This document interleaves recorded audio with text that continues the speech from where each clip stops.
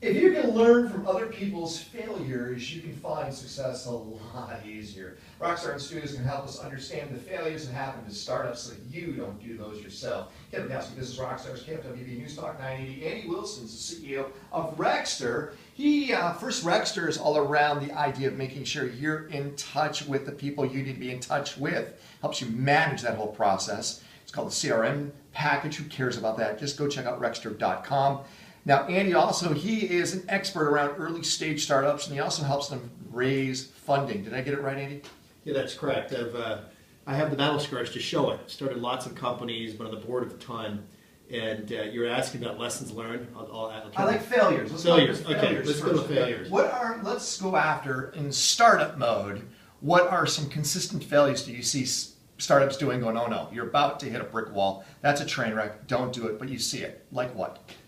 Falling in love with the product idea and forgetting what the problem is. Oh, give me an example on that. So, most entrepreneurs, and by the way, we're talking about technology entrepreneurs, that's what I know, right? That's fine. Is their business starts with an idea. They're a builder, right? And you're like, I have this great idea, Ken, we're going to do X, and you get really excited.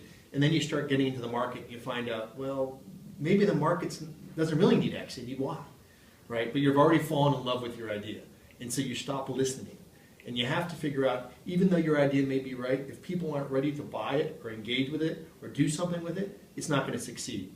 So you have to figure out how to listen to the market and solve pain points that people really have, right? Which is sometimes tough because you build this thing. This is my thing. I want people to love my thing. But if they're not ready to love it, you need to figure out what we call pivot, change your angle, look for the opportunity to take that great idea and make it work for the market and solve the problems and make a successful business. But Andy, I know you said it was high tech. We can apply that to anything. Let's say something's on the menu that's not working right. Don't fall in love with it. Get it off the menu or pivot or modify Change it. Yeah. Right? So just don't fall in love with something. Someone always told me is, instead of calling something your idea, call it a project. Because projects are easier to kill than ideas. People make ideas more personal. I want to comment about that because I do think one of the important things around being a successful entrepreneur is having passion for what you're doing. Absolutely. And so how this to me is the art of the start, right? Is how do you be passionate about what you're doing, but also be flexible, right? It's kind of like, oh, I love this piece of artwork, it's so beautiful, but no one likes it, so I have to change it. Those are antithetical, right? Those are opposite ends of the spectrum. So real great entrepreneurs can figure out how to take feedback and still execute the mission on what gets them up in the morning. Right? Entrepreneurs get up with a passion and a mission, and if we squeeze that out of them and take their idea away, guess what? They're going to get a job somewhere else and work. They're going to get a big job somewhere else, not changing the world. Entrepreneurs got to love to change the world, but they need to do it in the context of what the market's ready for. Otherwise, it's an idea, it's a problem or a solution looking for a problem. I like the term, the art to the start. That right there's a book cover. Guy Kawasaki. Oh, there you go. There you started. Okay, so you got the idea of falling in love with something, and it prevents you from pivoting or changing. Okay, what's another area that's a black hole for startups? It always takes a lot longer than you ever believe. So true, isn't it? Okay, you know what? I've been involved in so many startups, and I'm always off by 2 or 3 times. And I'm like, gosh, I've done this enough times. I should be better at estimating. And what happens is you have a vision and you have a plan.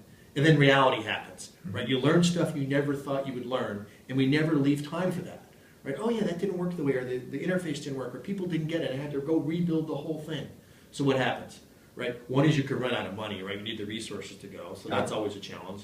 A lot of businesses fail because they run out of resources, right? The second thing is the entrepreneur gets frustrated and they give up, right? And entrepreneurship is about tenacity, right? And I always tell people, and I don't know if everyone agrees, but I'll tell you my answer, is think about what you're doing and why it's important.